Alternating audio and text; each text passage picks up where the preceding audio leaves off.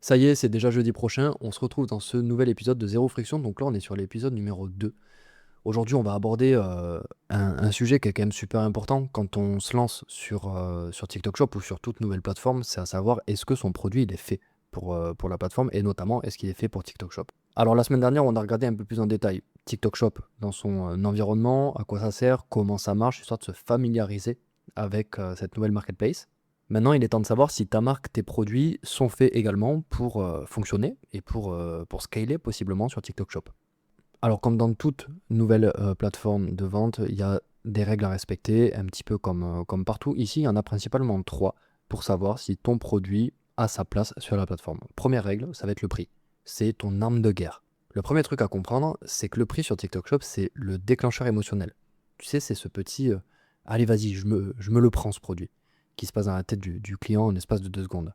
Donc, sur TikTok, les gens, ils achètent pas parce qu'ils ont un besoin direct. Ils vont surtout acheter parce que c'est beau, parce que c'est fun, parce que c'est tentant, parce que l'offre, elle est alléchante. Donc, on est sur de la vente impulsive à l'état pur. Part du principe que si ton produit dépasse les 50 euros, faut que ta promesse soit béton ou que ton produit soit, voilà, soit super quali.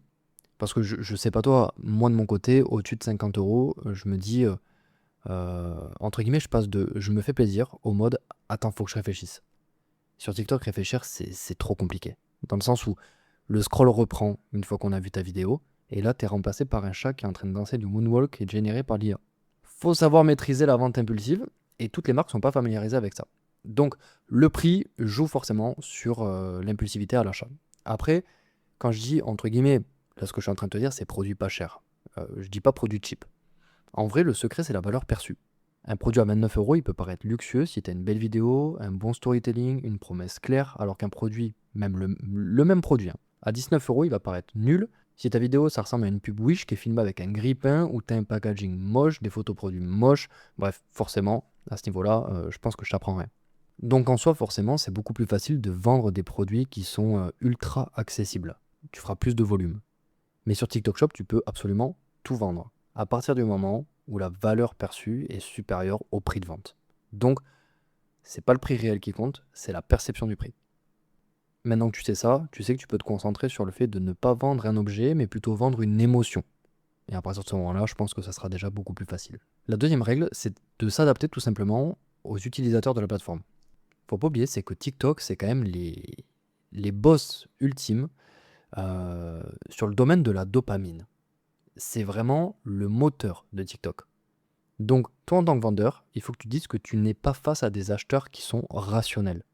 Tu es plutôt face à des cerveaux en recherche de dopamine. Donc, dans cette situation, ton produit, c'est juste un moyen de leur donner une dose rapide. Un petit peu comme des drogués en soi.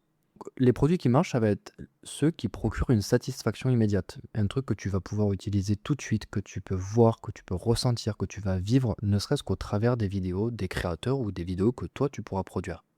Et aujourd'hui, les meilleurs produits sur TikTok, c'est toujours des produits du type problème-solution. Exemple, t'as mal au ventre, t'as une cure. T'as les cheveux secs, t'as un masque pour les cheveux qui te permet d'avoir les cheveux brillants. T'as du stress, t'as une boisson magique, relaxante, sans sucre, etc., etc. Donc les gens, ce qu'ils veulent, c'est voir le résultat. Ils veulent pas te l'entendre le dire, ils veulent pas le lire, ils veulent grosso modo un avant-après en 20 secondes. Ils veulent pas de notice, ils veulent que les choses soient simples. Et ils ouvrent pas TikTok pour réfléchir. Et c'est là où TikTok est imbattable. C'est le seul endroit où ton produit peut provoquer un vrai wow en 3 secondes. Après, faut le mériter cet effet wow. Il faut un visuel fort, une promesse claire, une histoire. Après, t'as pas besoin de storytelling à la Pixar, on est d'accord, mais juste une histoire que les gens peuvent vivre et dans laquelle ils vont pouvoir s'identifier. Je te donne un exemple. Admettons que tu vends des bougies. Tu vas pas dire, ouais, cette bougie, elle sent bon dans ta vidéo. Déjà, c'est subjectif. Ce qui sent bon pour toi peut sentir mauvais pour quelqu'un d'autre. L'objectif, ça va plutôt être de transmettre une émotion. Tu vas plutôt dire, cette bougie, c'est le moment où t'arrêtes enfin de penser à ton taf. Tu vois la différence? C'est que vraiment, on va chercher à projeter l'utilisateur dans une situation que la plupart des gens apprécient. Donc, TikTok, c'est pas comme Amazon. Parce que sur Amazon, par exemple, on va comparer. T'as carrément des sections qui te comparent le produit de la marque avec d'autres produits similaires. Sur TikTok, on va plutôt chercher à ressentir. Troisième règle, ça va être ton format. C'est 50% du succès. Parce que tu peux avoir le meilleur produit du monde, si ta vidéo elle est nulle, tu vendras rien. Mais tu peux avoir un produit banal et cartonné juste avec un bon concept. Alors ça, c'est vraiment quelque chose, j'ai envie de te dire, c'est le b.a.-ba. Quand tu lances un produit sur le marché, tu cherches pas à le rendre parfait dès le début, tu vois. On voit beaucoup de fondateurs de marques e-com se lancer, et j'ai été en contact avec certaines et certains d'entre eux. Ils dépensent tout leur budget dans leurs produits, leur packaging, leur stock. Ils n'ont même pas encore été réellement confrontés au marché.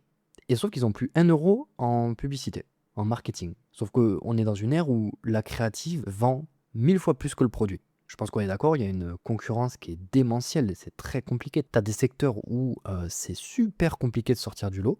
Ça va pas être que ton produit qui fera la différence. Ça va vraiment être le marketing, ça va vraiment être le format, les créatifs que tu vas mettre en place. D'où l'intérêt d'avoir un bon format qui couvrira 50% des ventes derrière. Si on prend le format avant-après, c'est vieux comme le monde, mais ça marche toujours. C'est instantané, ton cerveau il comprend tout de suite et surtout ce qui est bien, c'est qu'il n'a pas besoin de réfléchir. Et encore une fois, en publicité ou en communication, en règle générale, on fait en sorte à ne pas faire réfléchir la personne qui va regarder. Pourquoi? Parce que si tu commences à le faire réfléchir, ça va le fatiguer, il a la flemme. Donc on considère toujours que la personne en face de nous est bête. Si on considère que la personne en face de nous est bête, on arrivera plus facilement à faire passer son message. Et pour ça, il faut mettre en place des formats faciles à comprendre. C'est comme l'époque où le unboxing fonctionnait parfaitement bien. Alors ça fonctionne toujours, c'est juste que ça a moins d'impact parce que c'est du vu et du revu. Mais quand tu ouvres le produit, que tu le découvres, que tu le ressens, ça c'est divertissant, ça vend sans vendre, ça permet à la personne qui est potentiellement acheteuse de se projeter à la réception du colis et ça peut donner envie justement d'acheter. Si tu regardes sur TikTok, tu vas sur les lives, tu vas voir des comptes comme Candy Mix ou les liveuses ou Outlet en live. Elles sont en direct en train de vendre, de préparer des commandes. Tu les vois porter les produits. En fait, il y a cette projection où voilà, ça donne envie. Tu as envie de l'avoir. Mais en soi, ils ne se cassent pas la tête. On est sur quelque chose de très simple. Alors, ton format, fais simple. Tu vends une fringue, fais une vidéo où tu essayes ton vêtement. Tu vends des bonbons, fais une vidéo où tu es en train de manger des bonbons, où tu notes tes bonbons sur une échelle de 1 à 10. Les gens se projettent dans cette situation. Donc, ce qu'il faut que tu te dises, c'est que TikTok, c'est pas un réseau d'achat, c'est plutôt un réseau de divertissement, où tu vas acheter pendant qu'entre guillemets, du coup, tu t'amuses. Donc ton produit, il doit divertir avant de convertir. Et ça, il y a beaucoup de marques qui l'ont pas compris. Elles veulent faire des pubs alors que TikTok veut plutôt raconter des histoires. Tu vois? Donc il y a vraiment cette nuance où on essaie de sortir du cadre e-com où on va faire de la pub super léchée, super contrôlée. À partir du moment déjà où tu te dis que TikTok, personne vient dessus pour acheter, tu as économisé 50% du temps. Maintenant, encore une fois, ça reste une question de produit. Il faut savoir qu'il y a plusieurs catégories qui explosent en ce moment. Donc, si tu fais partie de ces catégories, tu as plus de chances que les autres de fonctionner et aussi plus vite. Après, encore une fois, tout n'est pas qu'une question de produit. Je te l'ai bien fait comprendre, c'est aussi une question de valeur perçue, de stratégie de communication et de toutes ces choses-là. Mais si tu veux des repères concrets, il y a des terrains qui sont plus favorables que d'autres. Exemple, beauté et skincare, ça explose. Bien-être et compléments alimentaires, ça explose. Mode, accessoires, ça explose aussi, encore plus en live. Food et boissons, ça explose d'autant plus. Donc déjà, qu'est-ce qu'on a à comprendre là-dedans? C'est que TikTok adore les produits du quotidien. Mais il faut avoir un petit twist, tu vois. Il faut un produit banal que tu vas rendre fun, visuel, satisfaisant. Soit au travers d'une vidéo, soit grâce justement à ton packaging, ton produit, le format du produit.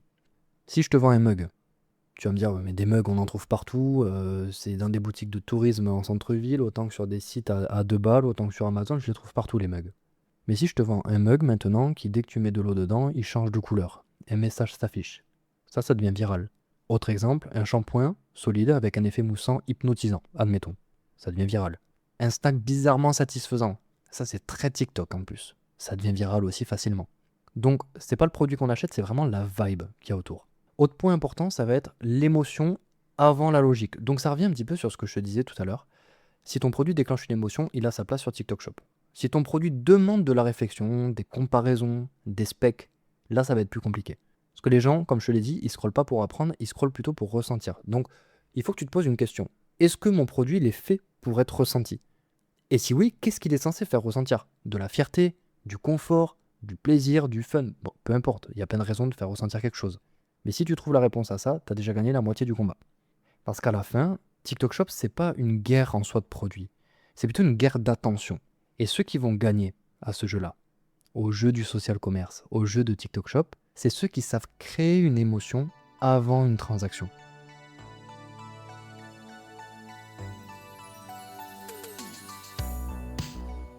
Merci à toi d'être resté jusqu'à la fin de cet épisode. Si tu as appris quelque chose ou que tu as aimé ce podcast, je t'invite à laisser une note sur Apple Podcasts ou Spotify et également à le partager à quelqu'un qui en aurait besoin. Je te dis à jeudi prochain pour un nouvel épisode. Bye bye.